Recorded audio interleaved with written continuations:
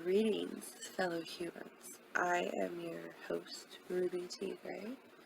Um, but welcome to Cooperative Cultured Learning. This is my first video on this, and so this is topics that I find interesting, and that things that I want to share. My hopes is that my friends and family and other people can use these as a part of homeschool during the COVID-19 pandemic in the world right now. But otherwise, I'm just talking about things that I find are really neat. So please note that I do cite my sources in my show notes. I do my best to paraphrase all research, so it is the most genuine experience. I don't like to plagiarize. It's the one thing as an artist and writer I don't like to do. But our first video on Cooperative Cultured Learning is going to be about the Missoula ice floods. Now, these occurred during the last ice age in the Pacific Northwest. They are a series of mega floods that had shaped the landscapes of western Montana, northern Idaho, eastern and central Washington, the Columbia River Canyon and Gorge, and ending with the Willamette Valley in Oregon. So let's begin our journey. So picture it, western Montana, during the last ice age. So that had ended approximately 10,000 years ago. So I'm going to do my best to pronounce these. Not the best. I've even made notes about them. Pleistocene and Pleistocene epochs brought progression of interglacial periods. So these are periods followed by receding and advancement of glaciers. So this is approximately 250 years ago and ending approximately 10,000 years ago, or YPB, which means years before present. So as much as a third of the land's surface was periodically covered in ice during these times. And that is from Ray 1993, and I believe my first source, which will be available in the show notes, which are available just by an email. So anyways, so the Cordilleran ice sheet covered Washington, Idaho, and Montana that had three main lobes: the Puget Lobe, the Okanagan Lobe, so bad at this, and I went through this, the worst part, and then the Purcell Trench Lobe. So the Puget Lobe carved out the Puget Sound over here in western Washington. Okanagan Lobe was believed to create glacial Lake Columbia. So that is believed to be the present day location of the Grand Coulee Dam in eastern Washington. And the Purcell Trench is the lobe that dammed the Clark Fork River. And this is what formed glacial Lake Missoula. And this is where our story begins. So, it is believed that the glacial Lake Missoula formation began 80,000 years before present and ended about 10,000 YPB. So once the glacier had efficiently dammed the Clark Fork River, Lake Missoula had begun to form. So water was building up and moving eastward about approximately 200 miles into eastern Montana. The result had created the Flathead River Valley, and at its fullest, glacial Lake Missoula had a depth of about 2,000 feet at the dam and held approximately 500 cubic miles. It's a lot of water. So it's a lot of water. Think about this. This is how much water this is. This is greater than Lake Erie and Lake Ontario combined. That's a lot of water. That's a lot of cubic feet and a lot of water. But so once the water is in the glacial lake Missoula, it is the. I'll figure that out. It reached a maximum height of 4,200 feet. So, this was when pressure was beginning to build up against the glacier, the ice wall, that led to creation of subglacial tunnels. So these tunnels were in the weaker parts of the glacier underneath, and that is where the beginning formation of the dam collapse begun. So as when the walls,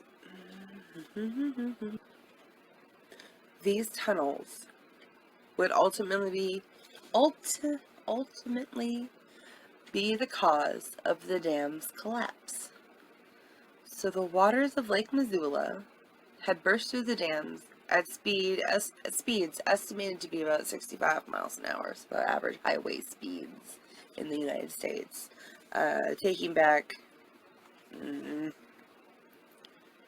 taking only a few days to a week to fully drain.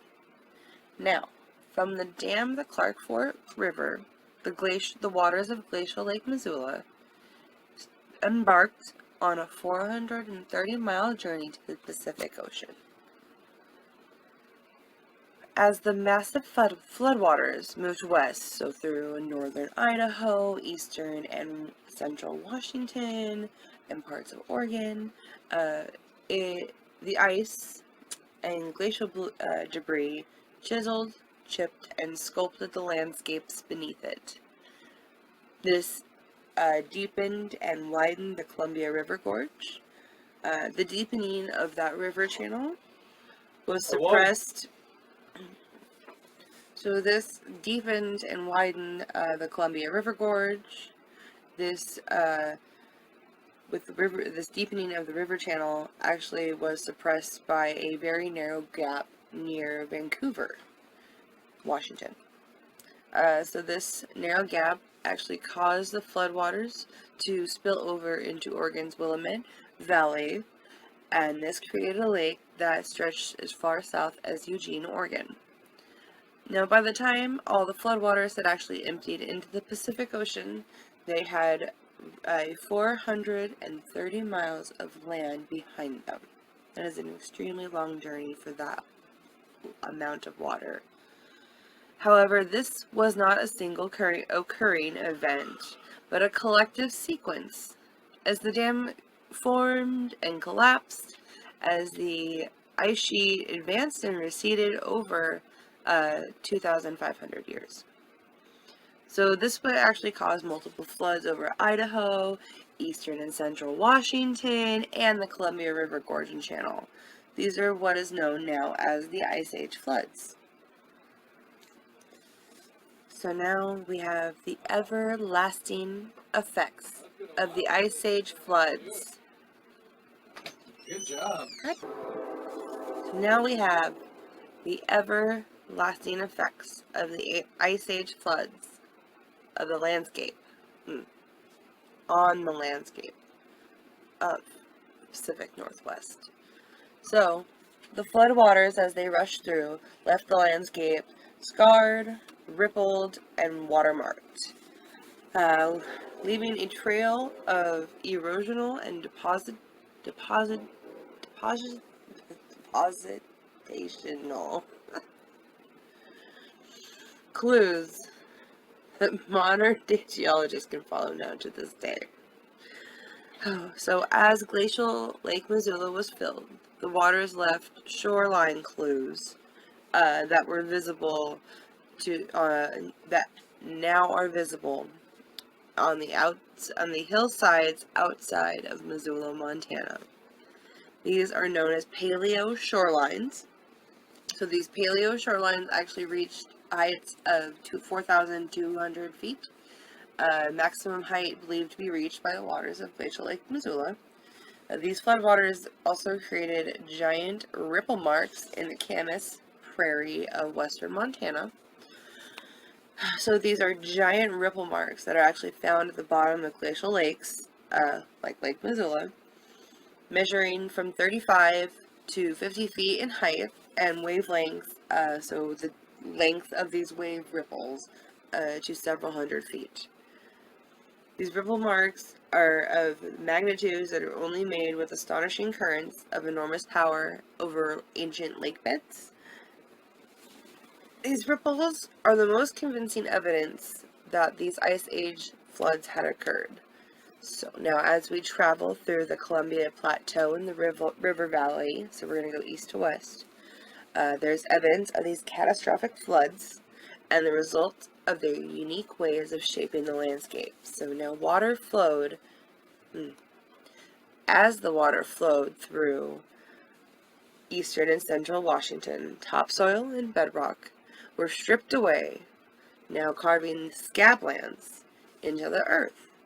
So the scablands are in eastern Washington, are composed of an intertwined network of loess, spelled Loess, islands, and flood channels, cataracts, coulees, and plunge pools.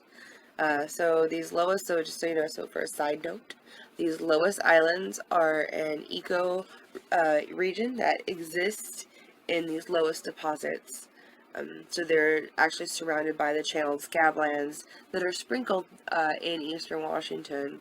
So Loess is a loosely compact soil, yellowish gray deposit with windblown sediments, of which extensive deposits occur. So that's from dictionary.com, by the way. The Loess is generally created by the wind and can also be formed by glaciers in this. So, when glaciers grind rocks to a fine powder, that's when Loess can form. And streams carry the powder from the end of the glacier, and this is how the sediment becomes Loess. That's in our source number 5. And I'll post that all in the description too. As the waters rushed over the land, they had left giant waterfalls. 3 of these are still visible today and standing, some active actually. So you have the Grand Coulee, Dry Falls, and Palouse Falls. Dry Falls actually lives up to its name in modern days. However, it was once considered to be the largest waterfall in North America. Estimated to be 3 times as wide and 2 times as tall as Niagara Falls. Palouse River Canyon was formed by the debris and the water currents of the ancient ice floods. So today, Palouse Canyon is known as a modest creek. In the center of Washington State's own Grand Canyon, Palouse Falls is one of the very few active waterfalls. One of the very few active ancient waterfalls left behind by these ice floods. The Grand Coulee is what remains of the ancient riverbeds. So now, this coulee, and we'll cover coulees and canyons later on, the Grand Coulee spans about 60 miles southwest of the dam to Soap Lake. Dry Falls actually separates the upper and lower coulee regions.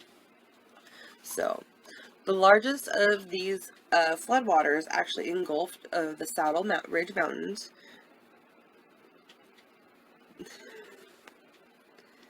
These mountains reach about 2,664 feet, and they're located in Grant County, Washington. So they're about between Ellensburg and Yakima.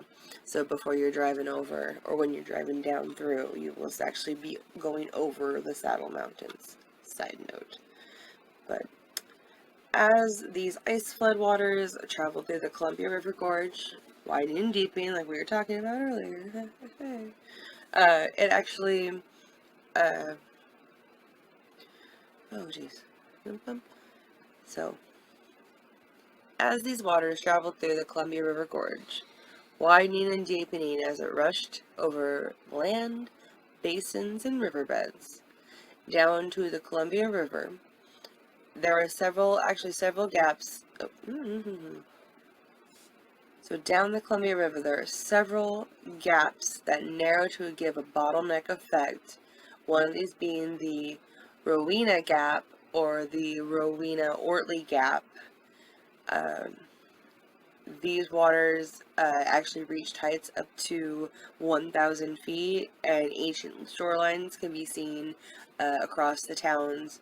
When you're driving down I-84 or Highway 14, you can see these going down Washington, Oregon. It's really cool. So, but also scattered throughout the Columbia River Gorge, again, driving down I-84 in Oregon and Washington 14, you'll notice the almost vertical walls of the gorge. Now, these floodwaters actually enhance the cliffs, causing all these soft materials to erode away, creating more waterfalls, again, some that are still active today, like Multnomah Falls. This is actually Multnomah Falls is the second highest year-round waterfall in the United States. That's really cool. So this entire time, these waters are, rushing and shaping these lands. There's also ice chunks, debris, rocks, trees, boulders, anything that comes with floodwaters. These all jammed up the waters in these gaps, or those narrow gaps like the Rowena-Ortley Gap, causing that bottleneck effect, causing waters to flood over, like in causing these waters. God. The debris would jam up these gaps more and causing waters to overflow, and these waters overflowed south into Eugene. By the time so the water overflowed towards Eugene. Now, as these waters emptied into the Pacific Ocean, they actually left behind topsoil from the scablands in eastern Washington, a couple hundred miles northeast.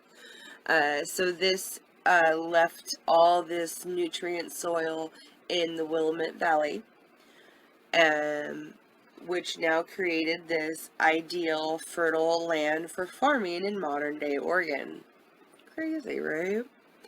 So, waters that also left behind like glacial erratics.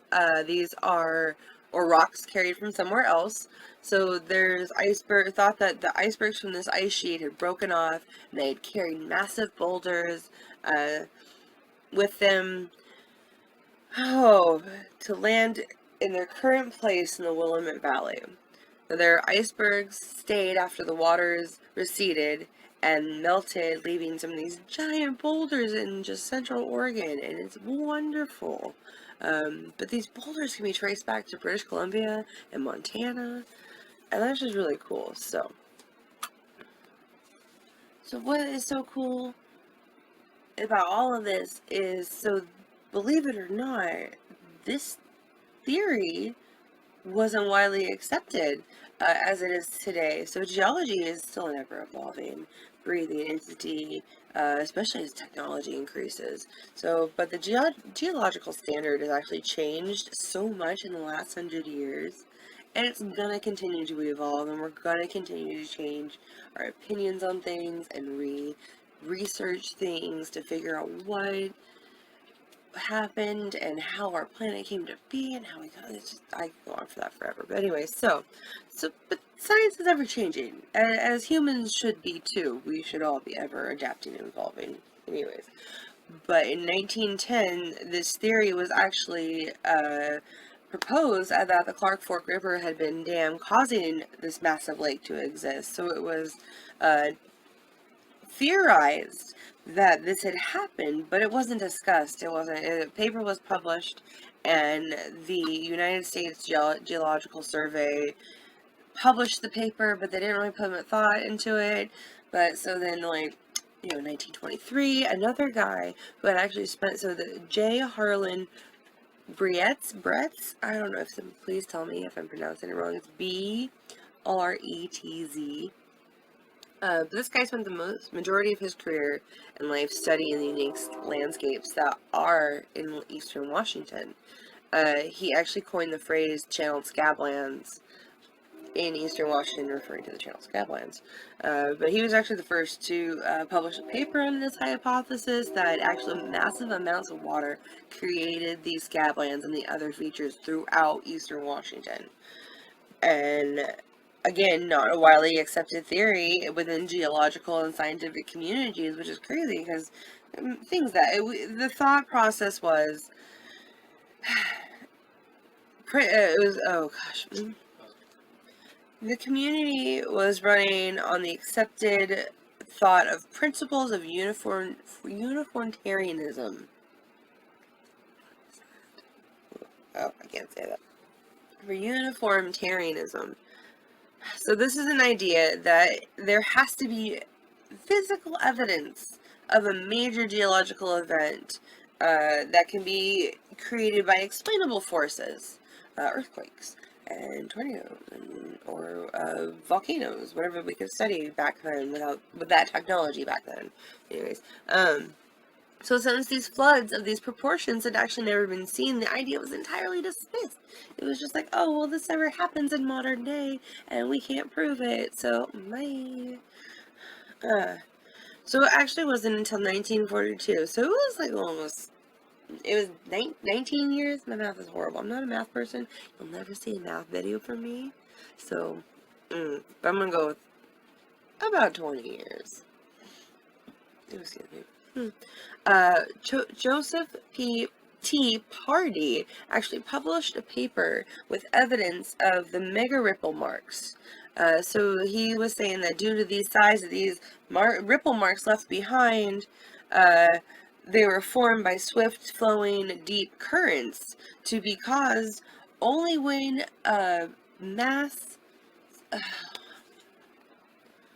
only to be caused with high speeds. This is what brought the hypothesis that the Clark Fork River had been dammed, and this was this had actually provided Brett, the gentleman from 1923, with the evidence he had needed to prove his theory and thought that he had published almost 20 years ago. It still wouldn't be almost 30 years later, until the 1970s, and it wasn't until satellite imagery was available to give a bigger picture of the landscape and how that landscape was scarred and formed by these massive waters, just of glacial Lake Missoula and the floods they caused. But today, the scientific community is at a debate of just how many floods. So it's no longer, oh, did it happen or not? It's happened, but how many times did it happen? What's the frequency it happened at? What's the, I lost my place. Shit. So, today the scientific community is actually at a debate about the number of floods, the frequency, and the sources. So they're not debating 100 years later, they're not debating whether these things actually happen or not. We have the satellite imagery to prove these happen. We have the hypothesis behind it to prove that these happen. And just how we've seen things behave in our own modern times. Anyways, so with some of these theories, they're discussing the idea of how glacial lobes, other glacial lobes, Puget Lobe, Okanagan Lobe, we can talk about that later too, all across the United States-Canada border, because this ice sheet ate the entire North America. It was ridiculous, or just about, 3/4 of North America. Don't quote me on that. But, so what we can say for sure, giant quotes, the Earth is a giant puzzle of mystery for us humans. And we have just only begun to tap into these secrets of the world and around us and how we can interpret it. We use tools like geology to help us to tell these stories and understand our world just that much more better.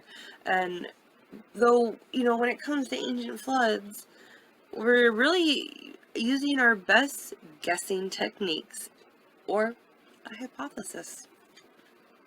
And with that, my kitties, we're going to wrap up, talk about some sources. Thanks for coming. So, I went to Wikipedia for a lot of these little other things to fill in because the bigger papers I had found leaked the information with the gentleman doing the research in the 20s and in the 1940s, it was all just very vague, and so I wanted just a little bit to skim that, because I want to be able to tap into that later.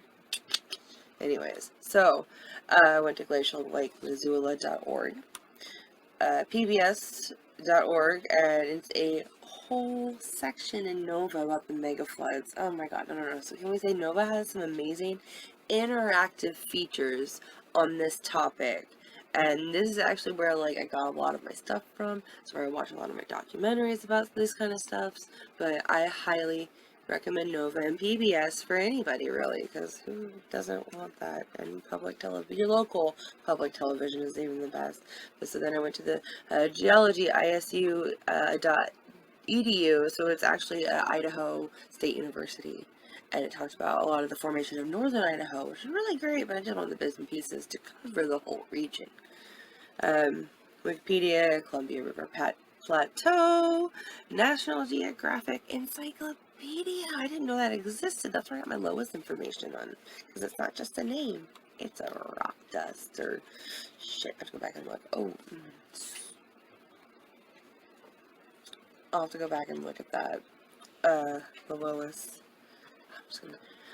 I went to the state parks, .wa.us.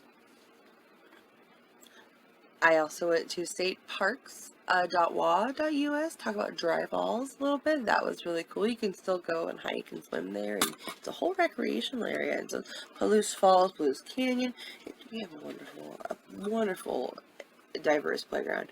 I went to afi.org, and that is one of the websites about the Ice Age floods. And it's Ice Age Floods Information.org, I believe is what the acronym stands for. And then back to the state parks for Palouse Falls, Wikipedia again for the Grand Coulee, Saddle Mountains, then Columbia River Images. This was fun. It had about different regions and places of the Missoula floods, and that was really cool. Then the Wikipedia again, Willamette Valley for the geology. They have a whole section on geology. It's amazing. Again, and then that's an J. Harlan Brett Spokane floods, and that was the theory that sparked the Ice Age floods.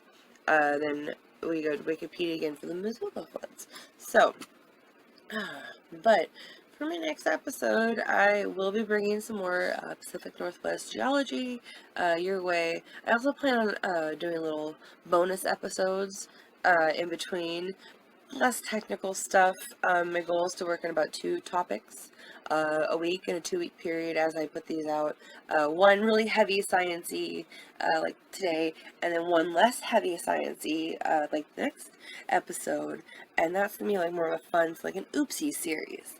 So we're going to be talking about mistakes that came into consumerism in, well, the United States or in the world. We could do all that, because God knows what else is out there. If there's anything you would like me to cover, I am constantly adding to my list of topics. So please, I'm also open to constructive criticism, but please be kind. I do cry. I'm a crier, so But anyways, but I'm still fresh to this world of videos and sharing them and all that stuff. And like a little amount of knowledge of this is Instagram stories, and just now opened my TikTok. So, like, I don't know. But thank you guys for coming. For being here, for watching, for sitting through the whole thing. I'm sorry if I bored you to death, but I appreciate you watching and giving me that view. If you enjoyed it, like, comment, share, and please subscribe, because it's YouTube now. That's all you do, subscribe.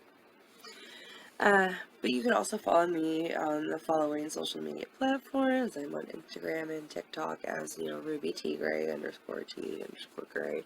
Facebook, it's Ruby T Gray. Twitter, Ruby T Gray Pinup. I am so excited that I was able to do this. I've been sitting on this for a few weeks and finally was able to get this done.